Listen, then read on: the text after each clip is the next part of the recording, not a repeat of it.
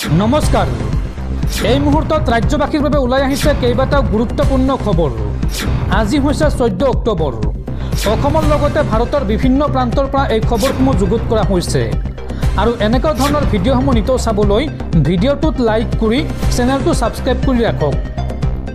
প্ৰথমটো খবৰ, ৰাজ্যৰ লাখ লাখ মহিলালৈ ভাল খবৰ। আপুনি এতিয়ালৈকে লাভ কৰা নাই নেকি অৰুণোদয় আঁচনিৰ ধন? যদি লাভ কৰা নাই তেন্তে আপুনি চৰকাৰক পোনপটীয়াকৈ এই কথা জনাব পাৰিব। এই সন্দৰ্ভত চৰকাৰে মুকলি কৰিছে বিশেষ হেল্পলাইন নম্বৰ। পুৱা 10 বজাৰ পৰা বিয়লি 6 বজালৈকে এই নম্বৰত ফোন কৰি আপুনি দিব পাৰিব আপোনাৰ অভিযোগ। আপুনি এতিয়ালৈকে লাভ কৰা নাই নেকি অৰুণোদয় আঁচনিৰ ধন? যদি লাভ কৰা নাই তেন্তে আপুনি চৰকাৰক জনাওক। চৰকাৰে এই সন্দৰ্ভত মুকলি কৰিলে হেল্পলাইন নম্বৰ।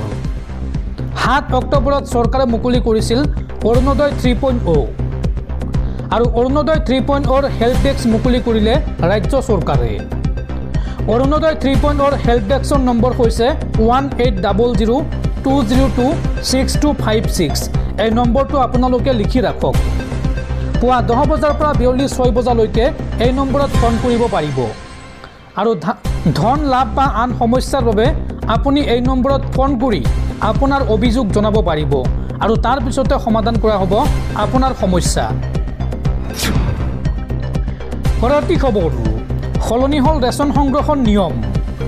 এইবাৰ নতুন নিয়মেৰে সংগ্ৰহ কৰিব লাগিব বিনামূলীয়া চাউল।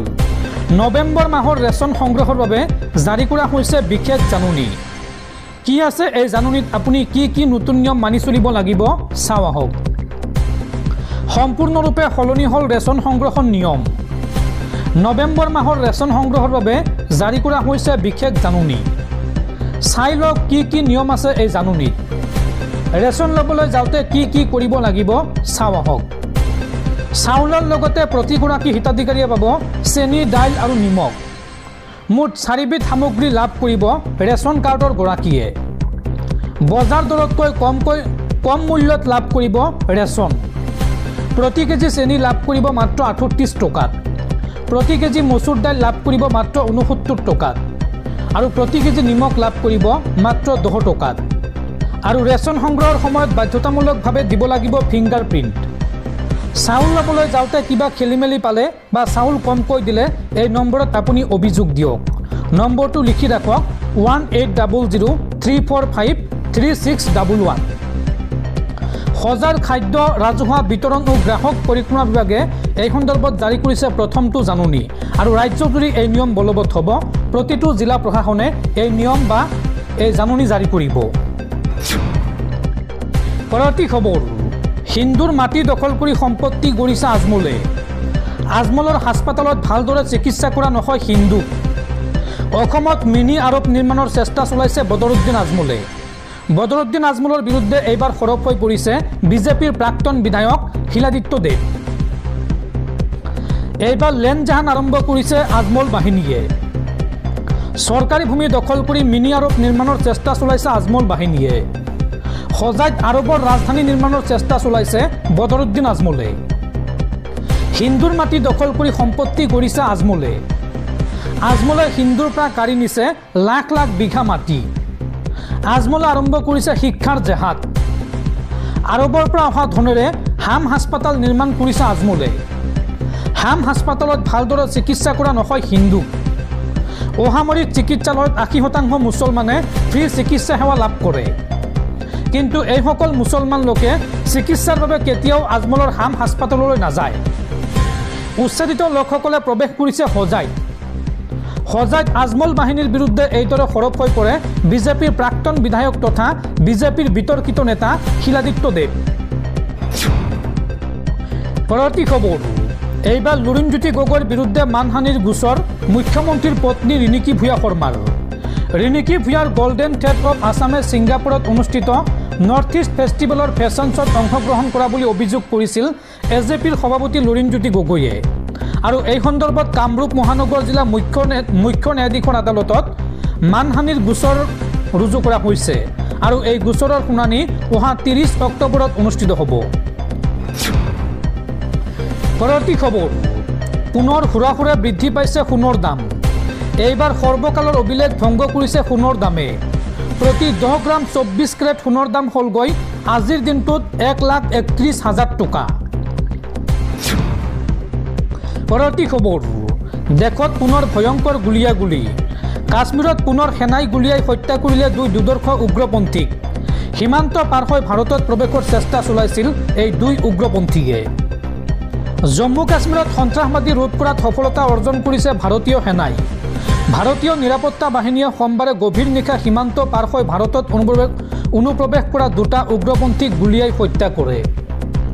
জানিব পৰা মতে কুপৱাৰা জিলাৰ মচিল ছেক্টৰত এই ঘটনা সংঘটিত হয়। সম্প্ৰতি সমগ্ৰ অঞ্চলটো ঘেৰাও কৰি অভিযান অব্যাহত ৰাখিছে নিৰাপত্তা বাহিনীয়ে।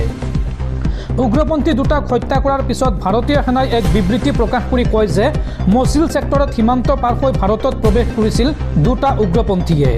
সোমবাৰে সন্ধিয়া প্ৰায় 7 বজাত সীমান্ত অঞ্চলত উগ্ৰপন্থীৰ গতিবিধি লক্ষ্য কৰে সেনাই আৰু লগে লগে সেনাই গুলীচালনা কৰে। উগ্ৰপন্থী 2টায়ো গুলীচালনাৰে প্ৰত্যুত্তৰ দিয়ে, কিন্তু শেষত ভাৰতীয় সেনাৰ হাতত পৰাস্ত হয় উগ্ৰপন্থী 2টা। কিন্তু সেনাই এতিয়ালৈকে উগ্ৰপন্থী 2টাৰ পৰিচয় প্ৰকাশ কৰা নাই। পৰৱৰ্তী খবৰ, দেশবাসীলৈ আন এক উদ্বেগজনক খবৰ।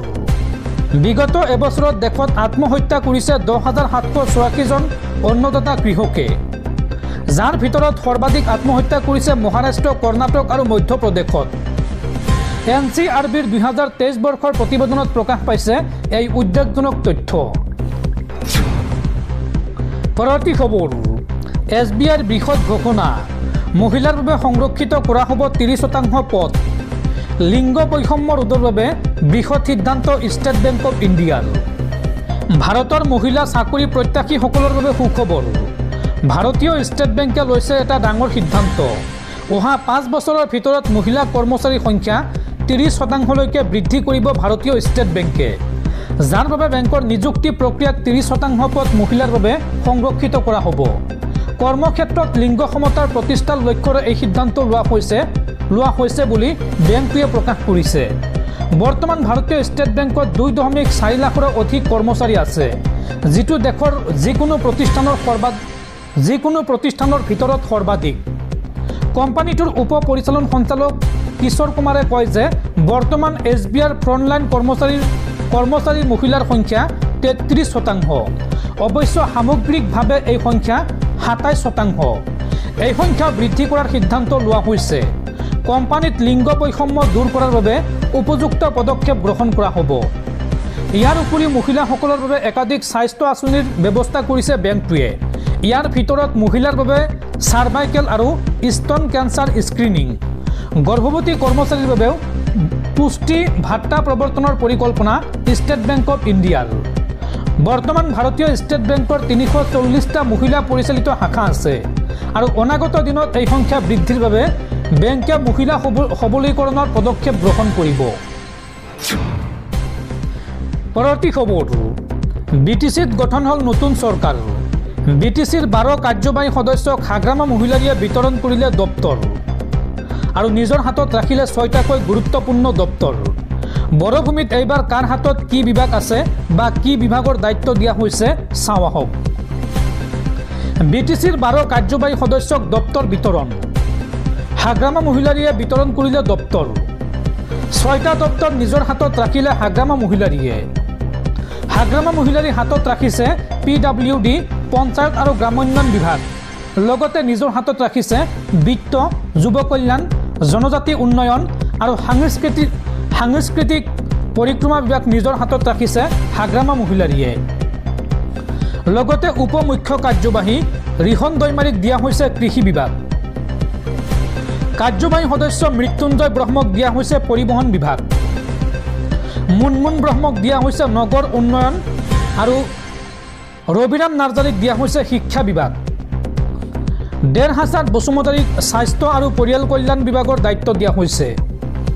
প্ৰকাশ বসুমতাৰীক সমাজ কল্যাণ বিভাগ, পানীৰাম ব্ৰহ্মক বন আৰু বন্যপ্ৰাণী বিভাগ দিয়া হৈছে।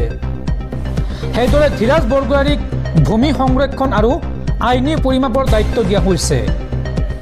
বেগম আখতাৰা আহমেদক জনস্বাস্থ্য কাৰিকৰী বিভাগৰ দায়িত্ব দিয়া হৈছে। আগুচুতীয়া ষ্টিগাক পশুপালন আৰু পশু চিকিৎসা বিভাগৰ দায়িত্ব দিয়া হৈছে। গণেশ কছাৰীক জলসিঞ্চন প্ৰেছ মুছাহাৰীক জলসম্পদ বিভাগৰ দায়িত্ব দিয়া হৈছে আৰু লমচাও দৈমাৰীক ভূমি ৰাজহ আৰু দুৰ্যোগ প্ৰশমনৰ দায়িত্ব দিয়া হৈছে।